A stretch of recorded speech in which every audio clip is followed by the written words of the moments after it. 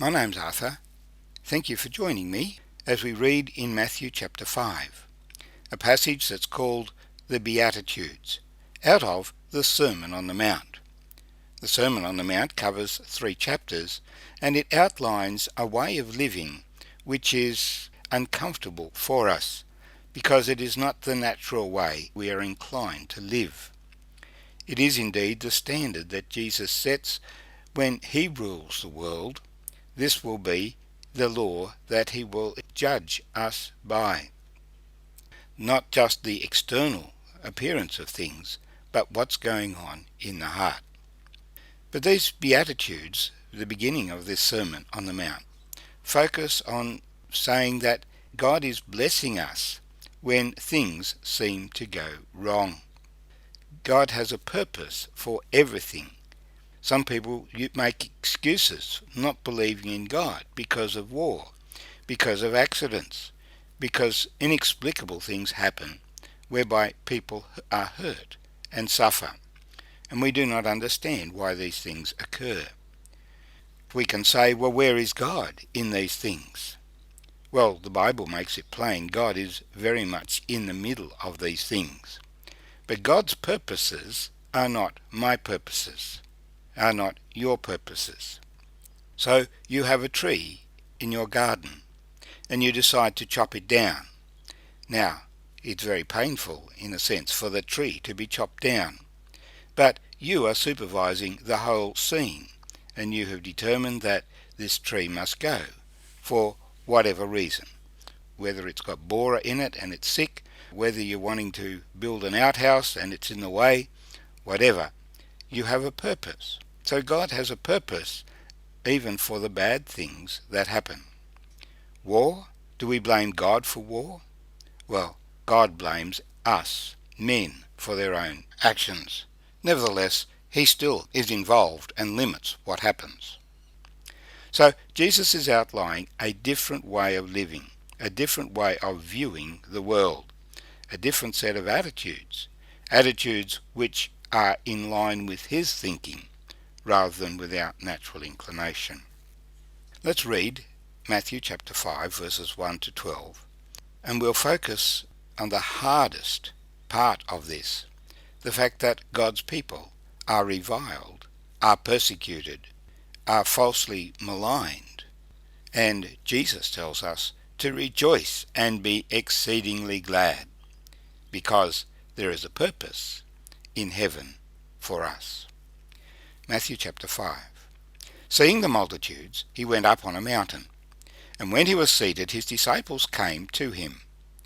Then he opened his mouth and taught them, saying, Blessed are the poor in spirit, for theirs is the kingdom of heaven.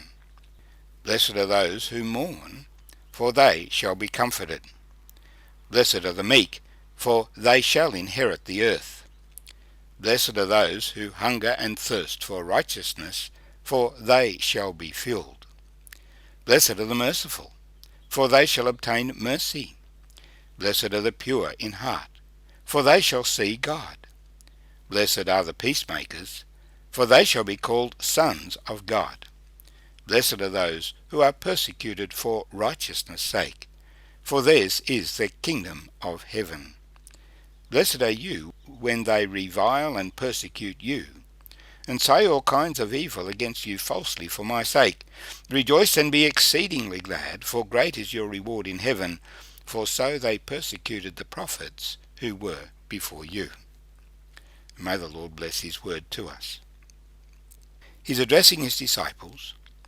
We think it's bad to be poor, much better to be rich.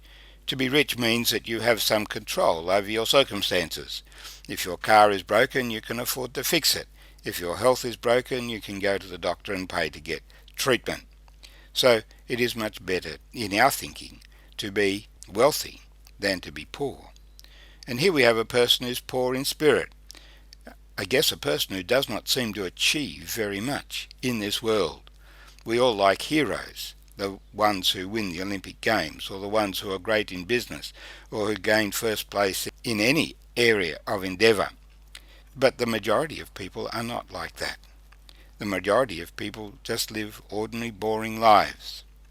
But Jesus is saying, Heaven is going to be full of those people. Many of his parables teach the same principle. Where is the blessing in sorrow? Blessed are those who mourn. The blessing is in comfort. When the Thessalonians were distressed because some of their number had died, Paul tells them to comfort one another with the hope of resurrection. Death will be defeated. That's what the gospel is all about. Death is not the end. It is a temporary separation, and we experience those all the time. But death is not the end. Death will be destroyed, and those who believe in the Lord Jesus Christ have everlasting life. So there is comfort in death for the righteous, and we who remain should be comforted in that. Who are the meek? Blessed are the meek. The meek are those who are mistreated and suffer that mistreatment without complaining. So often something goes wrong, just a little thing, and we complain bitterly and make a big noise about it. We have been deprived. We want our rights. No, Jesus said we can forego anything now. If somebody wants to take your shirt, let him have your coat as well. If he makes you do something extra for him in return. Because those who are meek shall inherit the earth. They're the ones who shall come and dwell in the new heavens and new earth, where righteousness dwells. And then there are those who hunger and thirst for righteousness. They shall be satisfied. Mercy. It's much better for our back pocket if we are not merciful, if we don't forgive debts but demand that people pay their debts. And when we see someone who is in need, if we do not help them in their need. But Jesus says, if you are merciful to others, then you will receive mercy from others. And you need mercy. So be merciful. And then the pure in heart. Do we want to keep clean? Or do we fill our minds with dirty thoughts, our heart with dirty desires? If we keep ourselves pure, we shall see God. The peacemakers. Jesus is the Prince of Peace. He is the Son of God. And our role in life is to be at peace with one another, with all men, and with God. And sometimes God's people are persecuted for righteousness' sake. Those who do the right thing will be rewarded, even though they pay sometimes a huge price now. Indeed, Jesus says, rejoice and be exceedingly glad, for great is your reward in heaven when you are targeted because you believe in the Lord Jesus Christ. The greatest blessing of all is to be identified with the Lord Jesus Christ, so that the opposition of the world that is directed against him comes upon you.